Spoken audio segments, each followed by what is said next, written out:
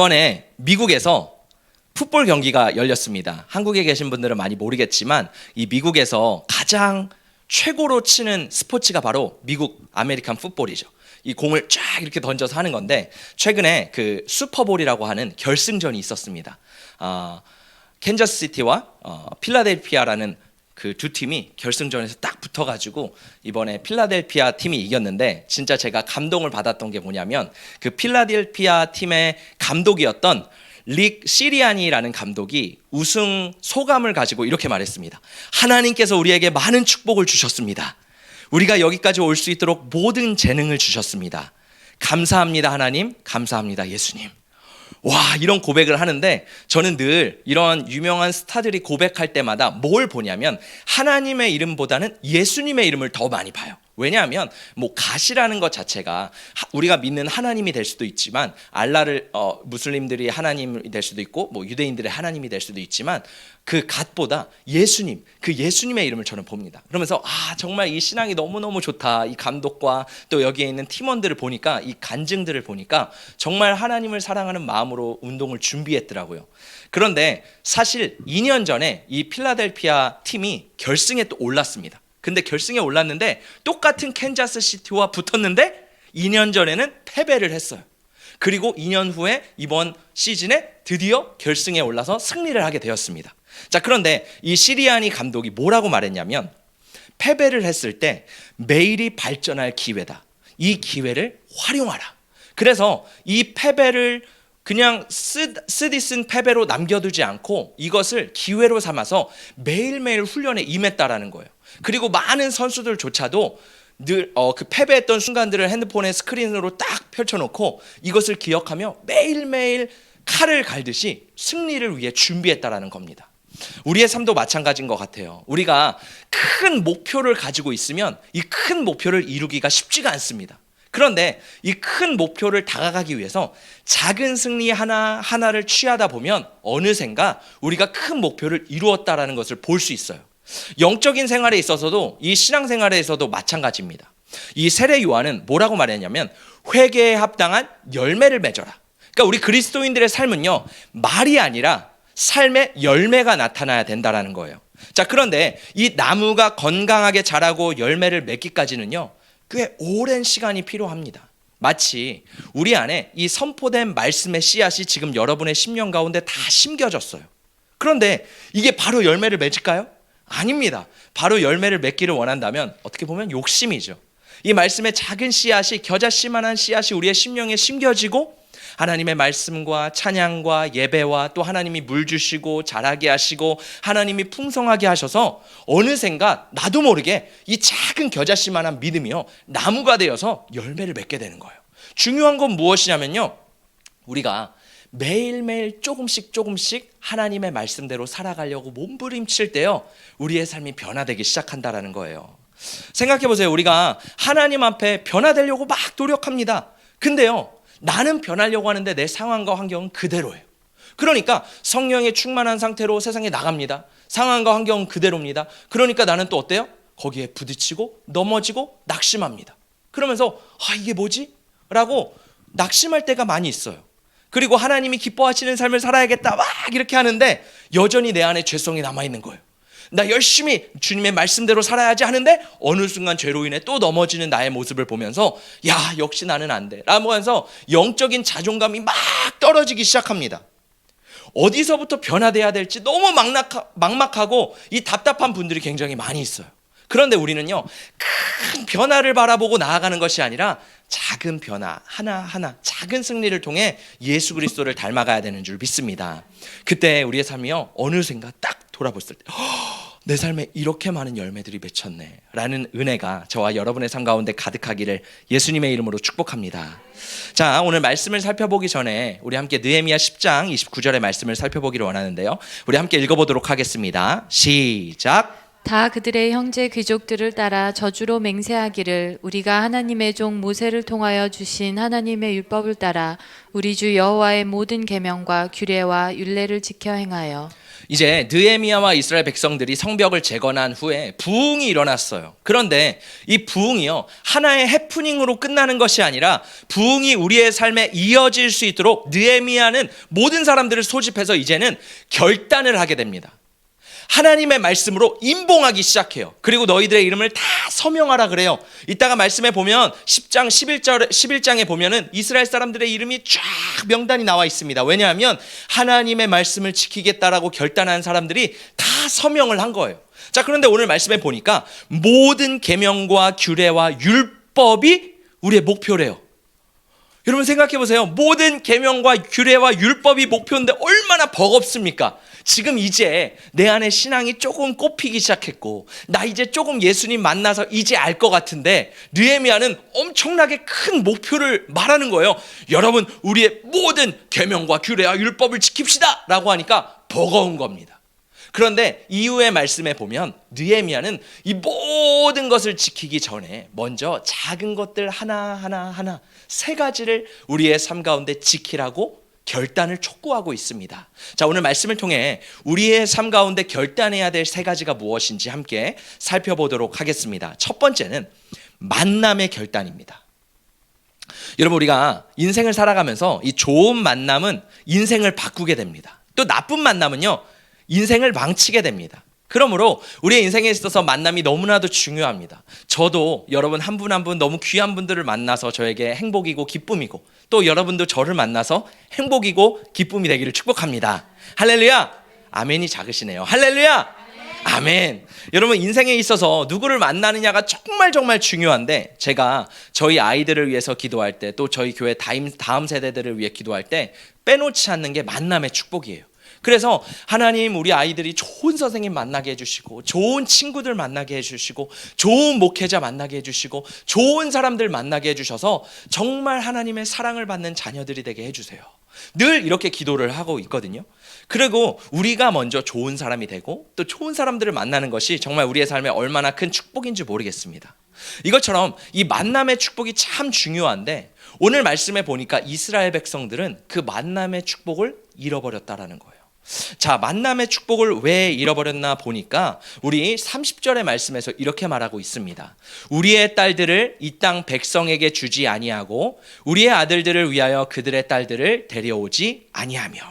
자, 어떤 결단이에요? 우리의 딸들과 우리 아들들을 이방인과 결혼하지 말자라고 결단을 하게 되는 것입니다.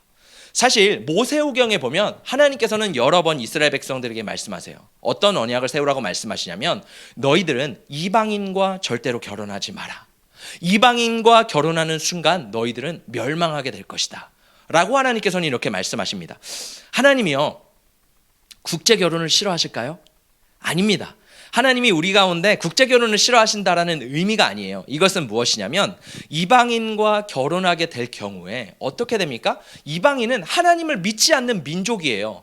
하나님을 믿는 백성과 하나님을 믿지 않는 백성이 결혼하게 되면 어떻게 됩니까? 서로 다른 문화가 충돌하게 됩니다. 서로 다른 가치관이 충돌하게 돼요. 아마 이 중에서도 예수님을 믿지 않는 사람들과 결혼하신 분들은 그 가치관과 지금도 계속해서 싸우고 계실 거예요. 이것은 먹히느냐 먹느냐의 싸움입니다. 정말 우리 가정 가운데 내가 복음을 막 전해서 우리의 가정을 구원시키느냐, 아니면 믿지 않는 사람을 통해서 나까지 오히려 예수님을 떠나게 되느냐, 이 사건을 가지고 하나님을 말씀하고 계시는 거예요. 자, 그래서 이 이스라엘 백성들이 하나님께서 거룩한 민족 또 제사장 나라로서 선한 영향력을 가나안 땅에서도 미치길 원하는데 문제는 뭐예요?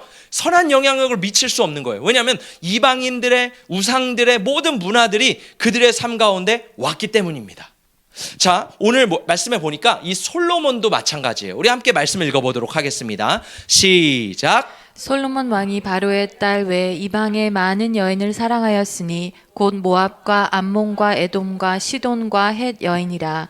여호와께서 일찍이 이 여러 백성에 대하여 이스라엘 자손에게 말씀하시기를 너희는 그들과 서로 통혼하지 말며 그들도 너희와 서로 통혼하게 하지 말라. 그들이 반드시 너희의 마음을 돌려 그들의 신들을 따르게 하리라 하셨으나 솔로몬이 그들을 사랑하였더라. 솔로몬이 왕이 되었을 때는요, 정말 위대한 왕이었습니다.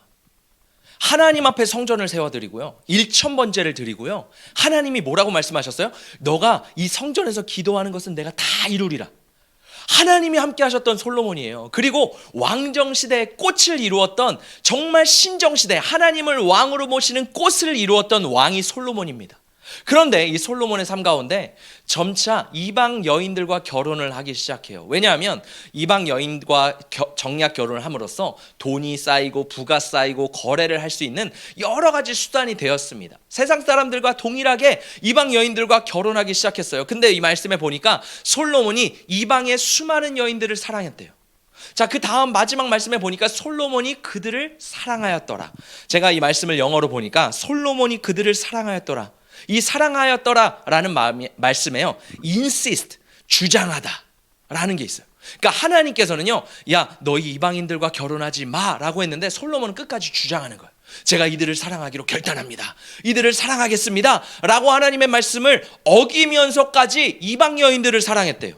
그리고 히브리어로 보면은 이 솔로몬이 그들을 사랑하였더라 라는 말씀을 보니까 마음이 결합하였더라, 마음이 단단히 붙잡아졌더라, 달라붙었다. 뭐예요?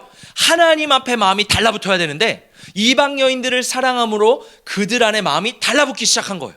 그러니까 이 솔로몬의 마음이 나뉘기 시작한 겁니다. 근데 여러분, 이 이방인 여인들과 결혼을 하면 그냥 결혼하는 게 아니에요. 제가 아까 말씀드렸듯이 그들의 문화, 가치관, 모든 것이 들어오기 시작합니다. 그러므로 이 솔로몬이 이방 여인들과 결혼함으로써 그 여인만 들어온 게 아니라 그 이스라엘 나라 가운데 뭐가 들어온 거예요? 우상들이 득실득실하게 되어버린 겁니다. 솔로몬 때부터 산당이 세워지기 시작합니다. 그리고 하나님의 약속의 말씀대로 너희가 이방 결혼을 할 때 너희 나라가 멸망하리라. 솔로몬 이후에 나라가 두 나라로 분열합니다. 그리고 그 끝에는 모든 바벨론과 아시리아에 다 포로로 끌려가는 그러한 아픔을 겪는 역사를 경험하게 됩니다. 이방 결혼은요, 하나님의 부르심을 떠나 불신앙으로 들어서는 첫걸음이기 때문에 하나님이 금지하신 거예요.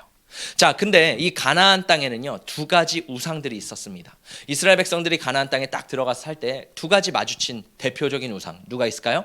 바알과 아세라가 있습니다. 자, 첫 번째, 바알은요, 어떤 신이었어요? 비를 내려주는 신입니다. 이 바알은 번개와 더불어 비를 수반하는 신인데요, 이스라엘 백성들은 아브라함 때부터 유목 생활을 했습니다.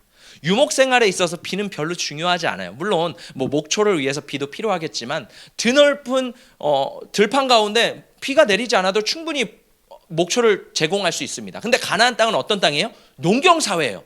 거기에는요, 물이 없으면 안 돼요. 특히 이스라엘 땅의 지형을 보면요, 다른 지형은 평야이지만 이스라엘은 산지예요.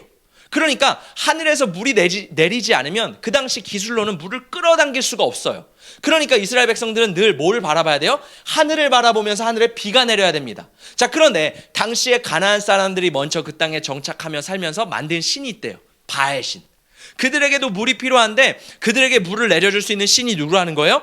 바알이라는 겁니다. 처음에는요, 우리 하나님을 의지하면 돼 라는 마음이 있었어요. 근데 시간이 지나면서 비가 내리지 않는 거예요. 하나님을 의지하는데 비가 내리지 않네? 그때 가나안 사람들이 말하기 시작합니다. 여자들이 말하기 시작합니다. 여보, 내가 믿고 있었던 바알 신에게 한번 절해봐. 그러면 바알 신은 비의 신이잖아. 비를 분명히 내려줄 거야. 이스라엘 백성들은 분명히 우상 숭배로 처음 시작하지 않았을 거예요.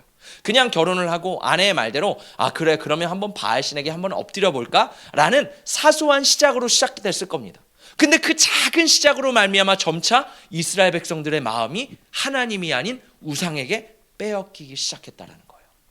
죄는요, 큰 것에서 오지 않습니다. 늘 작은 타협으로부터 시작되는 줄 믿습니다.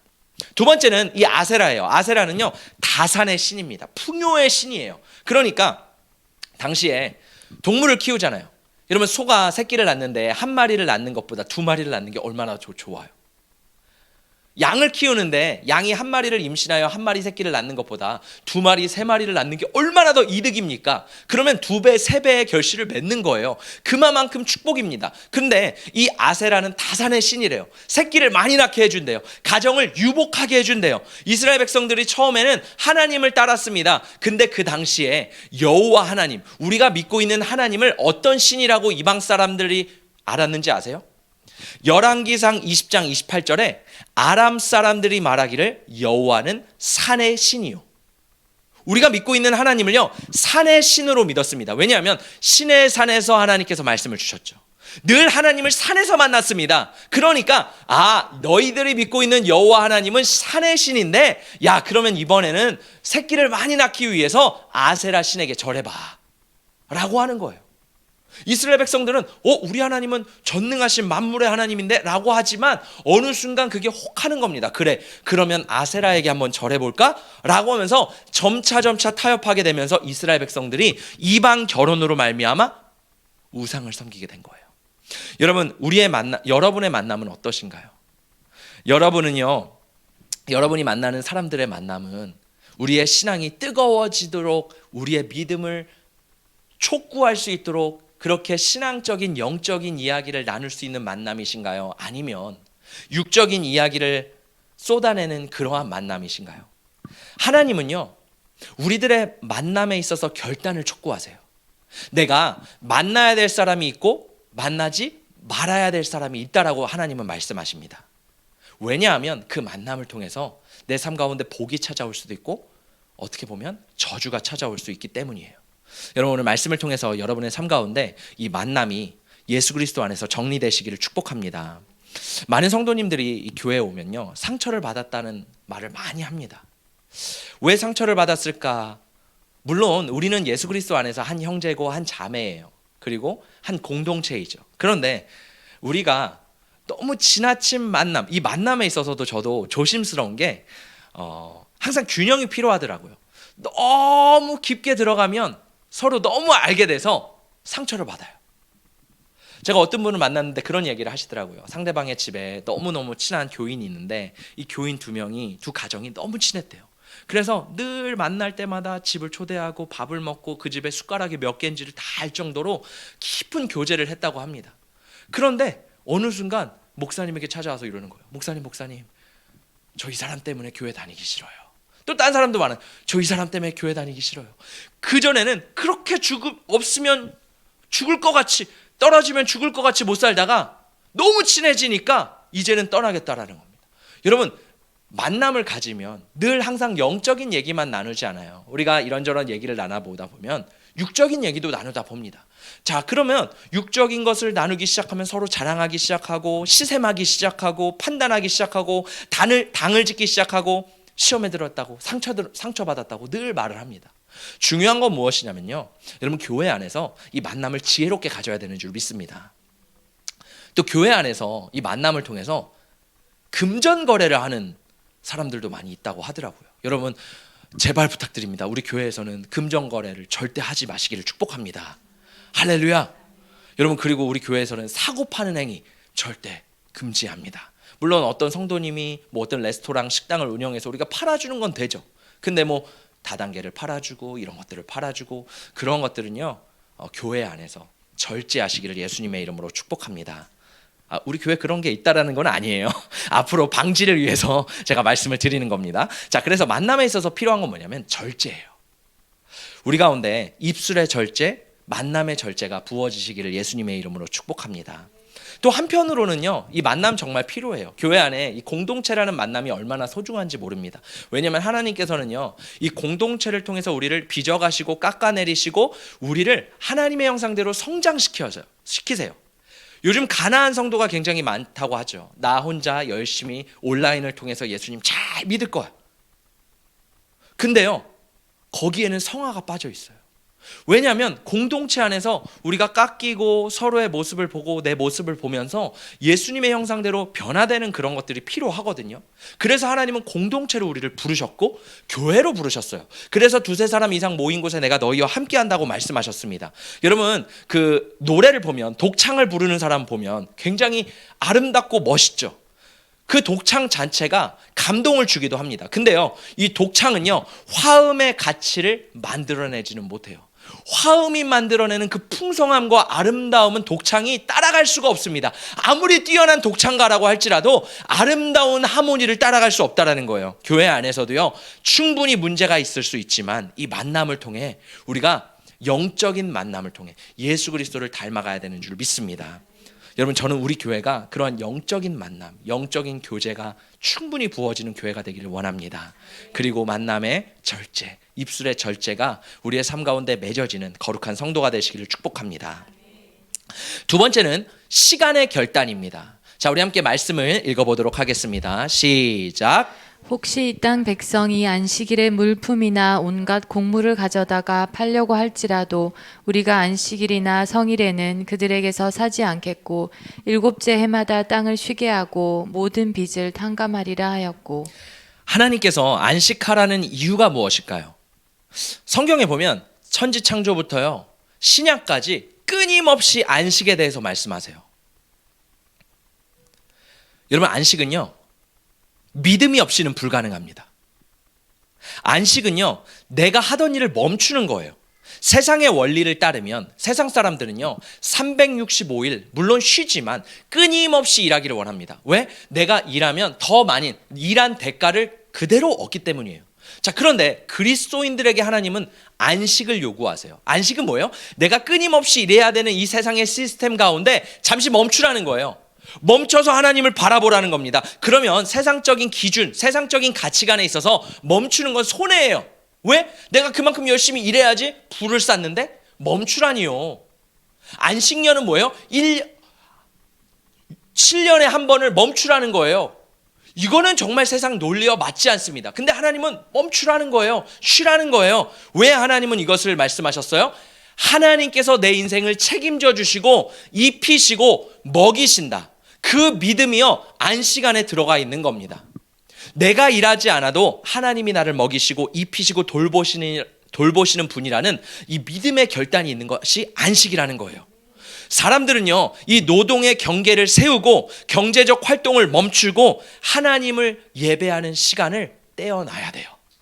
그게 바로 성경에서 말하는 하나님이 요구하시는 안식인 줄 믿습니다. 그런데 구약에 와서 이스라엘 백성들이, 유대인들이요 이 안식을 깨뜨렸습니다. 왜 안식을 깨뜨렸을까요? 그 이유는요 탐욕 때문이에요.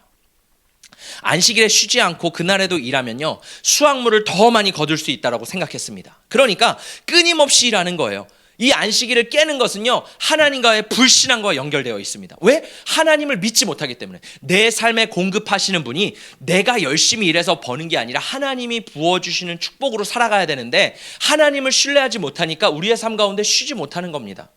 안식은요 엄청난 믿음의 결단이 필요합니다. 자, 안식을 하지 못하면 하나님을 신뢰하지 못하는 거예요. 하나님을 불신하게 되는 겁니다. 그리고 탐욕 때문에 하나님과 결국 멀어지게 되어 있습니다. 여러분의 인생은 여러분이 이끌고 계십니까? 아니면 하나님이 이끌고 계십니까? 저도 믿음이 떨어질 때는 이거 어떡하지? 우리 교회 어떡하지? 우리 교회 미래가 있을 수 있을까?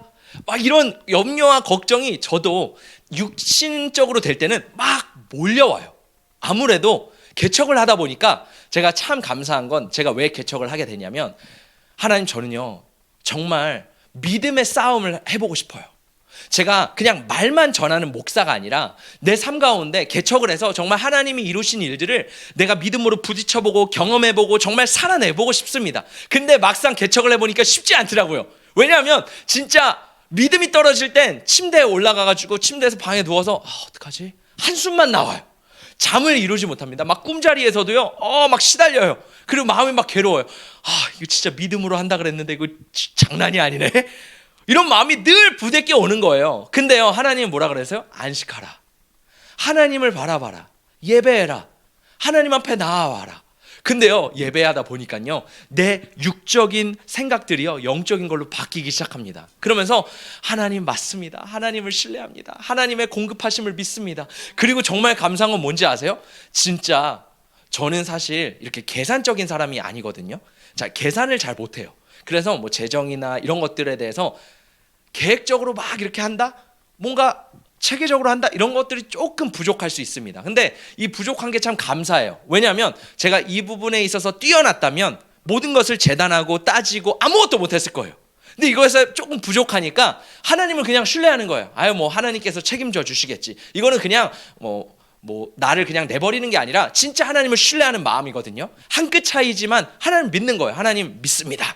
하고서 막 나아가면 정말 놀라운 거는요, 계산을 하지 않고 따지지 않는데 하나님이 여기저기 채워주는 것을 제가 경험하게 돼요. 야, 이게 개척의 맛이구나. 할렐루야. 여러분, 하나님의 까마귀와 하나님의 공급하심을 경험하길 원하신다면 개척교회로 오십시오. 이곳에서는요, 하나님의 만나와 하나님의 메추라기가 늘 함께하는 개척의 여정인 줄 믿습니다.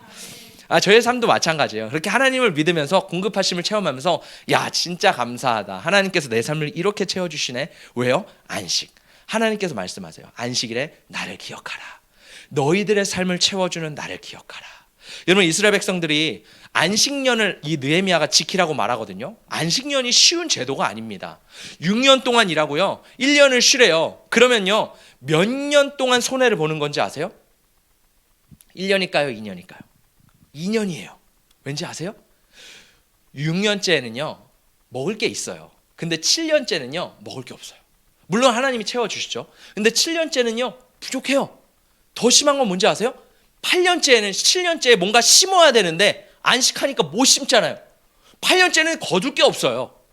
그러니까요, 이 안식에는요 엄청난 믿음이 필요해요. 근데 막상 하나님 앞에 안식을 하게 되면요, 하나님이 얼마를 채워주시는지 아세요? 3배를 채워주십니다. 2년의 손해라고 생각하는데요, 3배를 채워주신대요. 왜? 6년째 때 풍성한 양식을 주시고 6년째 때 3배를 거두게 하세요. 그럼 해당되는 년에 하나님께서 먹게 하시죠. 7년째 되는 것을 또 6년째 거두어서 먹게 하시죠. 8년째도 거두어 가게 하시는 거예요. 그러니까요, 이 안식년 제도는요 엄청난 믿음의 도전이 필요한 겁니다. 그렇다고 여러분 안식하라고 막 쉬라고 하는 게 아니에요. 이것은 우리가 이 말씀을 통해서 우리의 신앙의 도전, 영적인 교훈을 깨닫게 되는 줄 믿습니다. 중요한 것은 하나님을 신뢰하는가, 하나님을 얼마나 믿는가예요. 이스라엘 백성들이 실제로 하나님 앞에 안식년을 지키지 않았어요.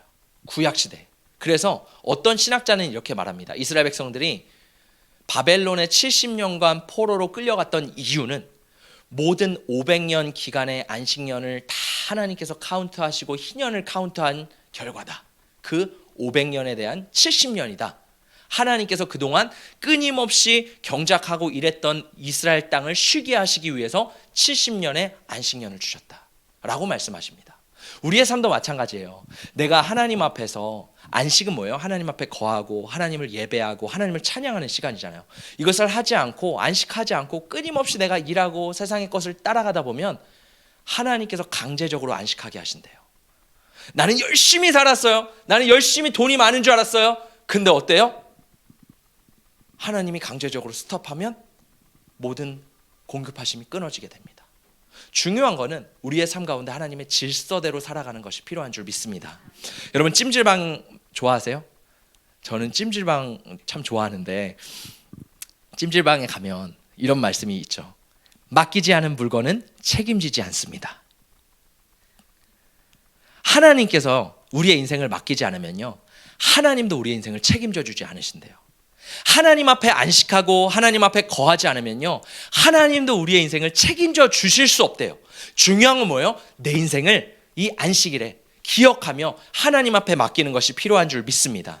제가 이번 슈퍼볼 경기를 보면서 꽤 오랜 시간인데 이제 되게 재밌는 게, 선수들이 이 경기를 하면서 말하는 녹음이 된 이제 그 경기 영상이 있어요. 우리가 대부분 영상을 보면 그냥 선수들 말하는 게 뭔지 모르잖아요. 그냥 뭐 축구는 축구만 하고 풋볼은 그냥 풋볼만 하잖아요. 근데 어떤 영상은요, 그냥 상대편, 우리 편, 다 모든 편들이 그 선수들이 말하는 게 다 담겨 있어요.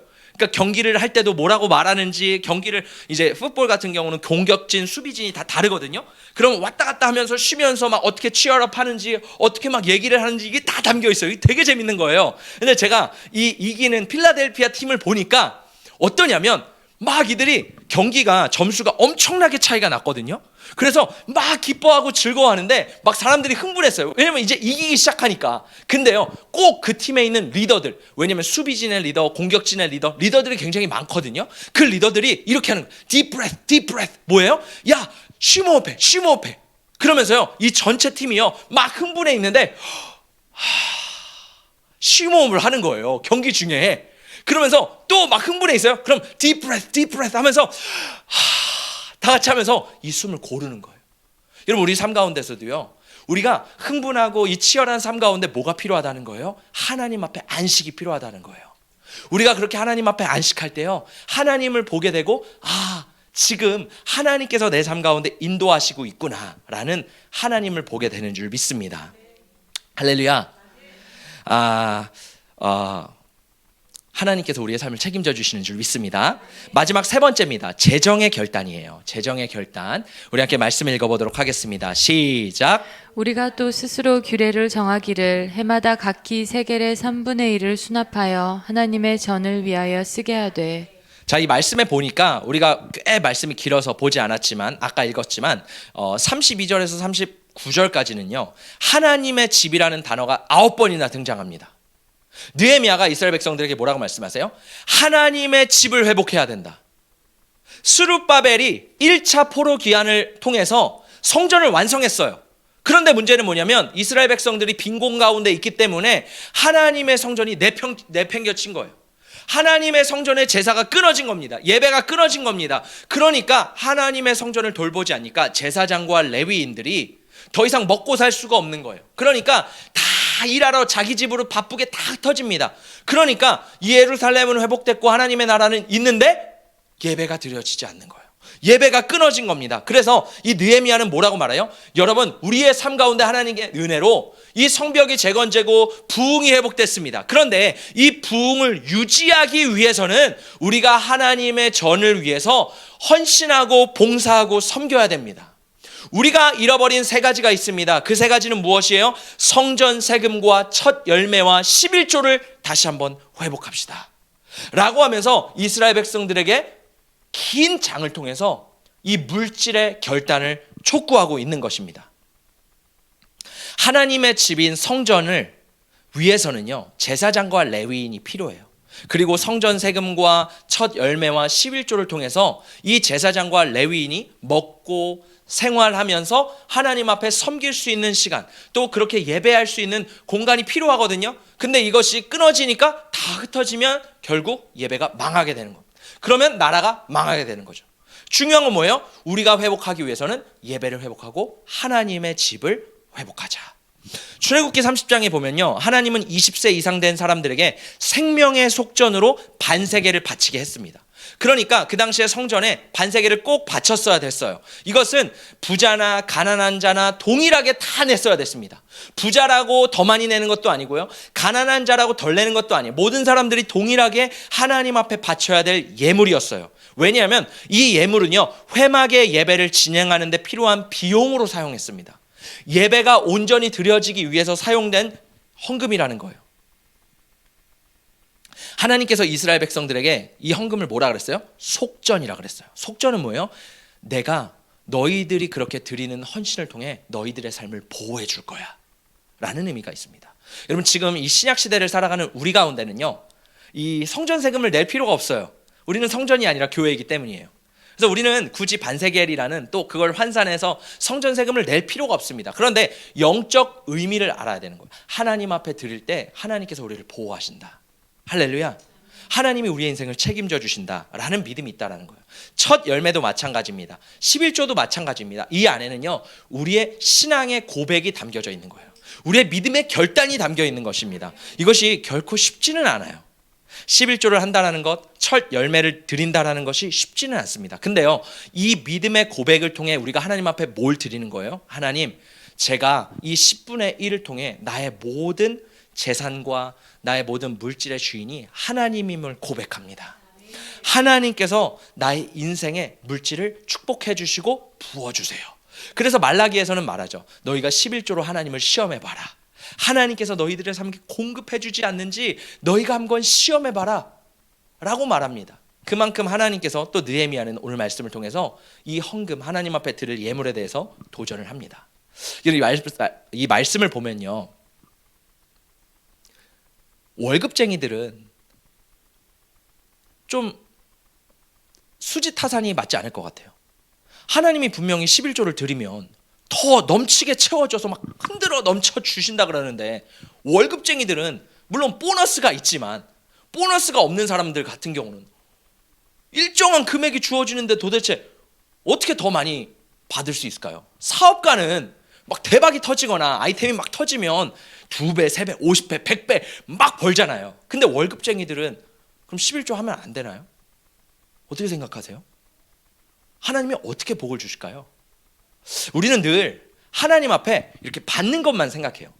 근데 물질은요, 받는 것도 중요하지만 내가 흘려보내지 않고 잘 지켜내는 것도 중요하다는 거예요. 물질이요, 나도 모르게 그냥 막 흘려보낼 수도 있어요. 지금 내 수입은 일정한데 하나님이 보호하지 않으시면 갑자기 보일러가 터집니다. 그러면 갑자기 목돈 50만 원, 100만 원이 한 번에 깨지는 거예요.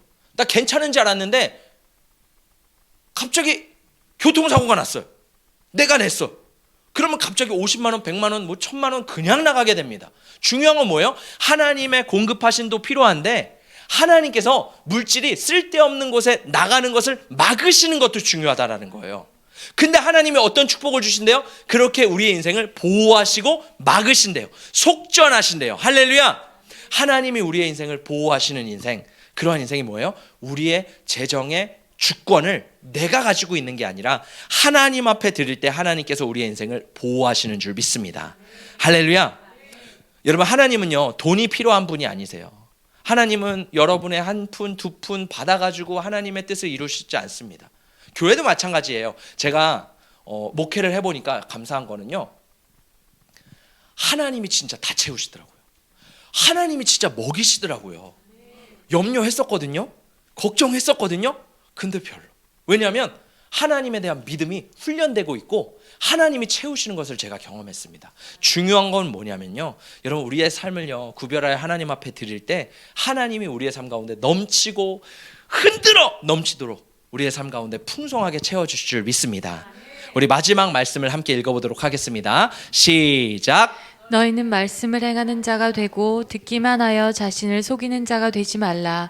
누구든지 말씀을 듣고 행하지 아니하면 그는 거울로 자기의 생긴 얼굴을 보는 사람과 같아서 제 자신을 보고 가서 그 모습이 어떠했는지를 곧 잊어버리거니와, 자유롭게 하는 온전한 율법을 들여다보고 있는 자는 듣고 잊어버리는 자가 아니요 실천하는 자니 이 사람은 그 행하는 일에 복을 받으리라. 아멘. 야고보는 이렇게 말합니다. 말씀을 듣기만 하여 자기를 속이는 자가 되지 마라. 여러분, 우리가 말씀을 얼마나 많은 말씀을 들었습니까? 수많은 말씀을 들었습니다. 근데 우리가 이번 한 주간 얼마나 많은 말씀들을 듣고 행했습니까? 하나님께서는 말씀하세요. 듣기만 하지 말고 그 말씀을 행해라. 근데 하나님의 모든 규례와 율법과 하나님의 모든 말씀들을 다 지키기에는 버거워요. 그렇기 때문에 하나님은요, 작은 것 하나라도 너희가 결단하고 그 말씀을 지켜라. 그리고 그 말씀을 지키고 행하는 자에게는 복이 있으리라. 신약에서도 복을 말하고 있어요. 왜요? 우리의 삶이요, 하나님의 말씀을 지킬 때 하나님의 질서 안에 들어갑니다. 하나님의 질서 안에 들어가면요, 하나님이 우리에게 복을 주실 수밖에 없어요. 하나님은요, 지금도 우리 가운데 복을 막 주기를 원하세요. 근데 문제는 우리가 그 복을 받을 준비가 되지 않았다라는 거예요. 하나님께서 그 영적인 파이프를 통해서 계속 복을 흘려보내시는데, 어떤 사람은 하나님의 질서 가운데 그 파이프가 맞춰져 있는 사람이 있습니다. 그러면 하나님의 그 물줄기가 정확하게 흘러오겠죠. 근데 그거는 뭐예요? 말씀대로 살아갈 때 하나님과 핀트가 맞는 거예요. 말씀대로 살아갈 때 하나님과 클릭되는 겁니다. 그래서 연결되어 축복을 받을 수밖에 없는 겁니다. 근데 듣기만 하고 말씀대로 살지 않으면 늘 하나님과 핀트가 맞지 않는 거예요. 나 열심히 살고 싶어요, 나 말씀대로 살고 싶어요, 하지만 내 삶 가운데 살아내는 그 능력이 없으면, 살아내는 힘이 없으면, 결단이 없으면 늘 핀트가 맞지 않는 것입니다. 여러분 어떠십니까? 우리 삶 가운데 결단해야 될 결단은 무엇일까요? 오늘 느헤미야는 이스라엘 백성들에게 만남의 결단, 시간의 결단, 재정의 결단을 촉구했습니다. 왜요? 하나님의 부흥이 너희들의 삶 가운데 말뿐만 아니라 듣는 것에서 끝나는 것이 아니라 이제는 너희들의 삶이 실전인데, 너희가 이제 실전에서 살아내기 위해서 하나님 앞에 결단해야 될 것들이 있다. 듣기만 끝나는 것이 아니라 우리가 진짜 이것들을 삶으로 살아낼 때 쉽지 않아요. 어렵습니다. 내가 살아온 패턴이 아니기 때문에. 근데 이 말씀을 살아낼 때 너희들의 삶 가운데 복이 있을 거야. 하나님이 너희 가운데 함께 하실 거야. 너희 가운데 풍성한 은혜가 부어질 거야 라고 느헤미야는 이스라엘 백성들에게 말하고 있습니다. 여러분, 이 시간 함께 우리가 찬양하고 기도할 때 우리의 삶 가운데 하나님 앞에 결단해야 될 것은 무엇인가요? 우리 작은 것이라도 좋으니까 하나님 앞에 그렇게 결단하고 우리의 삶 가운데 회개에 합당한 열매를 맺는 거룩한 성도가 되시기를 예수님의 이름으로 축복합니다.